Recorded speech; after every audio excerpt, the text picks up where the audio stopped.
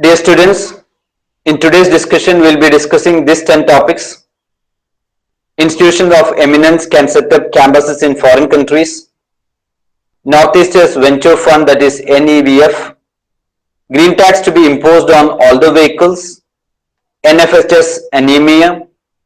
Pradhan Mantri Kaushal Vikas Yojana, that is PMKVY 3. INO Policy 2021.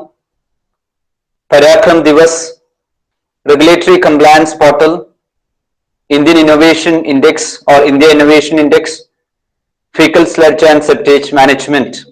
So these are the 10 topics what we are going to cover in this particular video. Don't miss the earlier videos, try to have absolute clarity regarding each and every topic we discussed in this particular series. So Faecal, Sludge and Septage Management, India Innovation Index, Regulatory Compliance Portal, Parakram Divas, INO Policy 2021, Pradhan Mantri Kaushal Vikas Yojana PMKVY, NFHS Anaemia, green tax to be imposed on all the vehicles, Northeast Venture Fund, Institution of Eminence can set up campuses in foreign country. Let's come to the first topic, that is institutions of eminence can set up campuses in foreign countries. So here the most important thing is the fundamentals regarding the institution of eminence. What is institution of eminence should be there in your mind. Now, Indian universities and colleges with the Institution of Eminence tag, which includes several IITs, will now be able to set up campuses in foreign countries with the University Grants Commission issuing fresh guidelines on the same.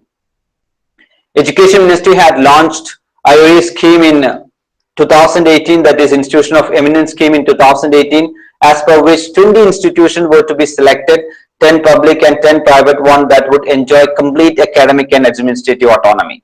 So institutions of eminence as it is launched by Education Ministry, and this scheme as it came in 2018, as per which 20 institutions were to be selected, 10 public and 10 private one that would enjoy complete academic and administrative autonomy. That's the discussion. Now the new guidelines have been issued in line with the new national education policy, as per which foreign universities will be allowed to set up campus in India and top Indian institutes in foreign countries. So that is, we are going to have foreign institution or foreign universities in our country, at the same time Indian institutions in outside too. So that is a new guideline right from the side of national education policy. According to the norms of institutions of eminence shall be permitted to start a maximum of 3 campuses in 5 years, but not more than 1 in an academic year. They require approval from as many as 3 ministries, that is Education, Home and External Affairs. So that is very specific related to your preliminary examination.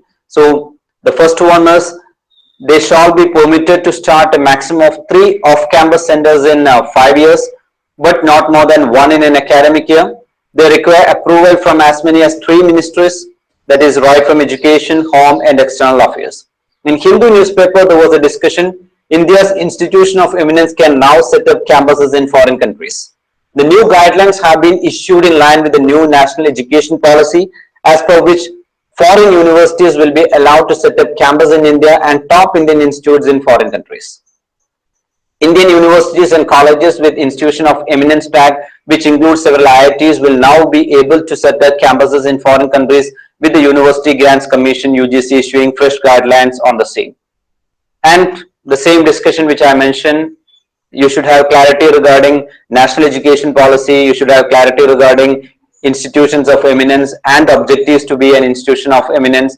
At the same time, the new discussion related to institution of eminence, that is India Institution of Eminence can now set up campuses in foreign countries. There should be clarity inside.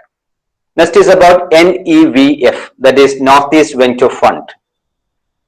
First and the only venture fund for Northeast with an initial corpus of Rs 100 crore. The venture fund scheme launched by the Ministry of Development of Northeastern region, intended to promote growth of business ventures and skill development in the region. So the venture fund scheme launched by the Ministry of Development of Northeastern region, intended to promote growth of business ventures and skill development in the region. The fund target to invest in startups and unique business opportunity to provide resource for new entrepreneurship. So that is a discussion about Northeast Venture Fund. So the main focus of Northeast Venture Fund is for mostly the enterprises involved in food processing, healthcare, tourism, segregation of services, IT, etc. Ministry of Northeastern Region has started the series of Destination Northeast, wherein the different facets of Northeast, including the entrepreneurship avenues, are replicated at different locations across the country. So, Ministry of Northeast Region has started the series of Destination Northeast. The term Destination Northeast again significant from the prelims point of view. So, they have started the series Destination Northeast, wherein the different phases of Northeast, including the entrepreneurship avenues, are replicated at different locations across the country. So, NEVF, that is mainly or mostly the enterprises involved in food processing, healthcare, tourism, segregation of services, and IT are related with. Now, right from PIB, there was a discussion, and that is on 11th January 2021, again in this year, Ministry of Development of Northeast Region, the Northeast Venture Fund is gaining popularity among startups and young entrepreneurs. So that is the discussion. So the Northeast Venture Fund is gaining popularity among startups and young entrepreneurs. Dr. Jitendra Singh, that is a discussion came in PIB. And this was the news. The Northeast Venture Fund, which is the first and the only dedicated venture fund for the Northeast region and was introduced by the Modi government, is gaining popularity among the startups and young entrepreneurs. The venture fund scheme launched by the Ministry of Development of Northeast region intended to promote growth of business ventures and skill development in the region. So that is the discussion about. Now, next discussion is green tax to be imposed on older vehicles. So that is what is green tax. That is the fundamental know how you are supposed to have an idea. The Union Minister for Road Transport and Highways, Sri Nitin Gadkari, has approved a proposal to levy a green tax on all vehicles which are polluting the environment. This was the news during that particular time. The main principle to be followed while levying the green tax are, so they have given a clarity regarding the main principle to be followed while levying the green tax. Transport vehicle older than 8 years could be charged green tax at the time of renewal of fitness certificate at the rate of 10 to 25% of road tax. Second one, personal vehicle to be charged green tax at the time of renewal of registration certificate after 15 years. Public transport vehicles such as city buses to be charged lower green tax. Higher green tax 50% of road tax for heavy vehicles being registered in highly polluted cities. Differential tax depending on fuel and type of vehicles. Vehicles like strong hybrids, electrical vehicles and alternative fuels like CNG, ethanol, LPG, etc. to be exempted. Vehicles used in farming such as tractor, harvester, tiller, etc. to be exempted. Revenue collected from the green tax to be kept in a separate account and used for tackling pollution and for states to set up state-of-art facilities for emission monitoring. So these are the basic behind the green tax. The main principle to be followed while levying the green tax. The transport vehicle older than 8 years could be charged green tax at the time of renewal of fitness certificate at the rate of 10 to 25% of road tax. Then personal vehicle to be charged green tax at the time of renewal of RC, that is after 15 years. At the same time, public transport vehicles such as city buses to be charged lower green tax. Higher green tax of 50% of road tax for vehicles being registered in highly polluted cities, and differential tax depending on fuel and type of vehicle, that is whether it is petrol or diesel, that is what called differential tax. And vehicle like strong hybrids, electrical vehicles and alternate fuel like CNG, ethanol, LPG, etc. to be exempted. And vehicles used in farming such as tractors, harvester, tiller, etc. to be exempted. So that means you should have idea what is the green tax discussion is about. And the benefit of the green tax, we all know that, to dissuade people from using vehicles which damage the environment, to motivate people to switch to newer, less polluting vehicles. Green tax will reduce the pollution level and make the polluter pay for pollution. So these are the significant benefits. And the same discussion with more clarity was there in the PIB. That was on 25th January this year. On 25th January 2021, right from PIB side, there was a discussion, Ministry of Road Transport and Highways. Green tax to be imposed on older vehicles soon to clean up the environment by phasing out unfit and polluting vehicles. Revenue collected through the tax will be used for tackling pollution. So this was the major heading, the first heading, green tax to be imposed on older vehicles soon to clean up the environment by phasing out unfit and polluting vehicles. So that was the first heading, green tax to be imposed on older vehicles soon to clean up the environment by phasing out unfit and polluting vehicle. Second one, revenue collected through the tax will be used for tackling pollution. And they have given in detail about the entire green tax discussion, and as an aspirant, right from prelims and mains, you should have absolute clarity. I'll read it. The Union Minister for Road Transport and Highways, Sri Nitin Gadkari, has approved a proposal to levy a green tax on all vehicles which are polluting the environment. The proposal will now go to the states for consultation before it is formally notified. The main principle to be followed while levying the green tax are, I have read that one before, that is, what are the main principles in detail, I have read twice. So there should be clarity in connection with the main principle, at the same time the benefit, and at the same time what is green tax is about and what is a proposal from the side of the government. Next is related to NFHS, that is Indian women and children are overwhelmingly anemic according to NFHS 2019-20. So iron deficiency and vitamin B12 deficiency anemia are the two common types of anemia in India. Among women, iron deficiency prevalence is higher than men due to menstrual iron losses and the high iron demand of a growing fetus during pregnancies. So here the anemic situation that is under discussion, and it came in newspaper too. So here Indian women and children are overwhelmingly anemic, or they are highly anemic according to NFHS 2019-20, that was the discussion. So lack of millets in the diet due to over dependence on rice and wheat, insufficient consumption of green and leafy vegetable, and dominance of packaged and processed food which are low nutrition could be the reason behind high prevalence of anemia in India. So one thing is very clear, there is high prevalence of anemia in India. At the same time, that anemic situation were there throughout in the newspaper. And down to earth, there was a special article, anemia in women, children aggravated in 2019. This was the discussion. That is, came this year. That is, anemia in women, children aggravated in 2019. It is not a 2019 article. The article came in 2021. So NFHS 5, down to earth. In the last series, we had detailed discussion about NFHS 5.2. As many as 68.4% children and 66.4% women surveyed suffered from anemia in 2019. That was the discussion. So anemia in children and women worsened in the past half a decade across most states and union territories according to the latest NFHS, that is National Family Health Survey. And according to the discussion, as I mentioned, as many as 68.4% children and 66.4% women surveyed suffered from anemia in 2019. 35.7% children and 46.1% women are anemic in 2016. The prevalence increased in Assam by 32.7% point among children and to 20.3% point among women. So here what I am trying to convey, that not the specific percentage and all, you should have an idea about what is National Family Health Survey is about. At the same time, you should have scientific clarity regarding anemia, because in down to earth, always UPSC frame questions from the articles related to down to earth. So here, anemia in women, children aggravated in 2019 was a serious discussion, and they conveyed what is the seriousness about anemia and how prevalent throughout the country as such. So that is about anemia in the country. Next one is PMKVY 3. We know that Mantri Kaushal Vikas Yojana. The third phase of Mantri Kaushal Vikas Yojana will be launched in 600 districts across all states of India. So Mantri Kaushal Vikas Yojana, the entire objective should be clear. So Mantri Kaushal Vikas Yojana, we know it is spearheaded by the Ministry of Skill Development and Entrepreneurship. UPSC asked about skill development and entrepreneurship before also. So PMKVY spearheaded by Ministry of Skill Development and Entrepreneurship. This phase will focus on new age and COVID related skill.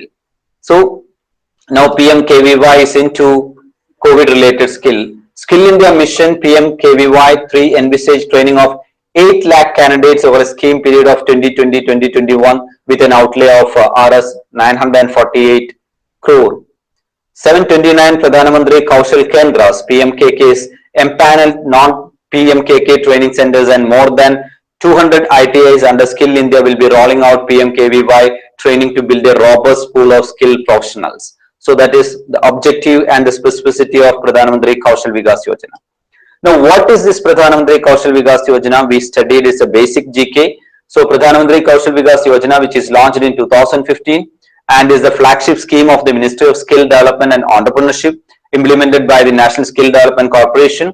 And the objective of this skill certification scheme is to enable a large number of Indian youth to take up industry relevant skill training. So what is the basic and the fundamental objective of PMKVY? We know it is to enable a large number of Indian youth to take up industry relevant skill training that will help them in securing a better livelihood. So individual with prior learning experience or skill will also be assessed and certified under recognition of prior learning. UPSC asked very specific question in 2017. You can see what is recognition of prior learning is about. You can see what is RPL, and try to have more clarity regarding Pradhan, Kaushal, Vikas, Yojana, at the same time regarding MSD, that is Ministry of Skill Development and Entrepreneurship, and at the same time National Skill Development Corporation, that is NSDC. Now in Hindu newspaper there was a clear article about the third phase of government's flagship skilling scheme PMKVY 3 to be launched on January 15. That was the discussion.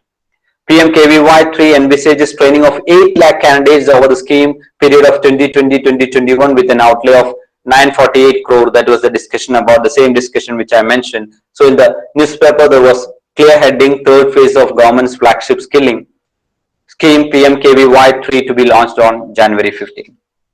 Now the next discussion is about Iron Ore Policy 2021. A new iron ore policy governing the allocation of rakes and transportation of iron ore has been issued by Indian Railway.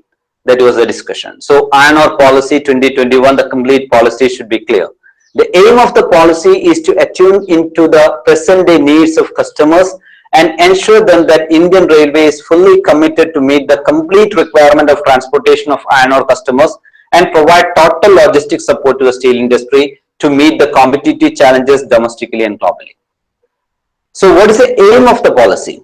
The aim of the policy is to attune into the present day needs of the customers and assure them Indian Railway is fully committed to meet the complete requirement of transportation of iron ore and provide total logistic support to the steel industry to meet the competitive challenges domestically and globally. That is, Iron Ore Policy is the basic aim. The production of steel is critically dependent on the transportation of iron and other raw material. In 2020, UPSC asked very specific question regarding the import of iron and steel, and you can see that in my discussion. In the analysis video, you can see how UPSC framed a question regarding the import of iron and steel.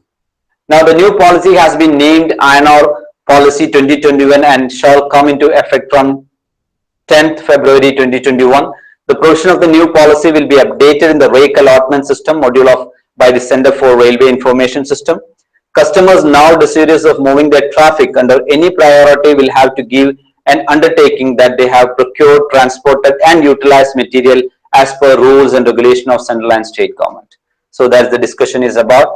And Ministry of Railway in the PIB discussion on 16 January this year, January, there was a discussion from the side of PIB, or there was a press release from the side of PIB. Ministry of Railway rolls out a new iron ore policy governing allocation of rakes and transportation of iron ore, and the major three heading, the one was new policy has been named as Iron Ore Policy 2021 and shall come into effect from 10th February 2021. Landmark policy decision to help iron and steel industry, and the third one was policy aims to attune into the present day needs of customers and to meet the complete requirement of transportation of iron ore customers and provided total logistic support to steel industry to meet the competitive challenges. So these were the three major heading, and try to have an extra edge in all these three because this particular Iron Ore Policy or Iron Ore Policy 2021 is significant. Now let's come to the next topic, that is Parakram Divas. So we know it is related to Subhash Chandra Bose. So in order to honor and remember Subhash Chandra Bose's indomitable spirit and selfless service to the nation, the Government of India has decided to celebrate his birthday on the 23rd day of January every year as Parakram Divas to inspire people of the country, especially the youth, to act with fortitude in the face of adversity as Netaji did, and to infuse in them a spirit of patriotic fervor. So that is Parakram Divas is about, is a GK, and it is related to Subhash Chandra Bose, and 23rd January of every year we are going to celebrate as Parakram Divas. Government of India has decided to celebrate the 125th birth anniversary year of Netaji Subhash Chandra Bose in a befitting manner at national and international level beginning from 23rd January 2021. That was the discussion. And Hindustan Times, this was heading Parakram Divas, all you need to know about Bose anniversary controversy. And this was a controversy because obviously there was political discussion related to that. So it was a controversy, and that is not our area. You have to have a complete idea about the contribution from the side of Subhash Chandra Bose, the political contribution towards Indian freedom struggle. At the same time, the recent development related to 23rd January and the Parakram Divas, there should be clarity. Next is regulatory compliance portal. So what is the objective of regulatory compliance portal? Or UPSC can ask, there's a term called regulatory compliance portal in news, what is this about? Or look the statements related to. The objectives of this portal is to act as a bridge between citizens, industries and the government in order to minimize burdensome compliances. It will also act as a first of its kind central online repository of all central and state level compliances. So what is regulatory compliance portal? The objective of this portal is to act as a bridge between citizens, industries and the government in order to minimize burdensome compliances. So that is the point of regulatory compliance portal. At the same time, it will also act as first of its kind central online repository of all central and state level compliances. All central ministries, departments and state duties would examine law, regulations, rules under their purview and implement an action plan to rationalize and simplify all the process and remove burdensome compliances, decriminalize laws and repeal redundant acts. So that is about the basic discussions of regulatory compliance portal. Now, industry stakeholders from trade bodies such as CII, FICCI and ASSOCHAM would also be able to submit compliances and propose recommendations regarding. The regulatory compliance portal will be the instrumental in achieving the vision of truly Atmanirbhar Bharat. So try to have an understanding what does this particular portal is about. And on January 20th, 2021, Ministry of Commerce and Industry, they had a press release right from PIB. So Ministry of Commerce and Industry launch of regulatory compliance portal to minimize regulatory compliance burden for business and citizens. So if something comes from PIB, it should be very clear. And India's commitment to reforms is evident from the width and scale of reform undertaken at pan-India level since 2014 under the visionary leadership of Honorable Prime Minister. This is reflected in the meteoric rise of India's rank in World Bank Ease of Doing Business report from 142 in 2014 to 63 in 2019. And this was the first paragraph in PIB related to launch of regulatory compliance portal to minimize regulatory compliance burden for business and citizens. So have an understanding related to this particular portal. At the same time, what is regulatory compliance portal and how it reduces the burden for business and citizens explained. Now the next one is India Innovation Index. You are very clear about the India Innovation Index. Now the report examines the innovation capabilities and performance of the state and union territories. That's the objective of India Innovation Index. The first edition of the index was launched in October 2019 that we know. In the major states category, Karnataka continued to occupy the top position while Maharashtra moved past Tamil Nadu to reach the second place. So that's the new ranking is about. So Karnataka and Maharashtra as such is there in the major ranks. So in the major states category, Karnataka continued to occupy the top position, the first rank, while Maharashtra moved past Tamil Nadu to reach the second place. So they get the first and the second. That's in the discussion. Then after that, it is Telangana, Kerala, Haryana, Andhra Pradesh, Gujarat, UP and Punjab completed the top 10. So here the innovation inputs were measured through 5 enable parameters and the output through 2 performance parameters. While human capital, investment, knowledge worker, business environment, safety and legal environment were identified as enabler parameter. So that is human capital, investment, knowledge workers, business environment, safety and legal environment. So these are the 5, and at the same time knowledge output and knowledge diffusion were chosen as the performance parameters. So this 5 and this 2, there should be clarity in connection with India Innovation Index.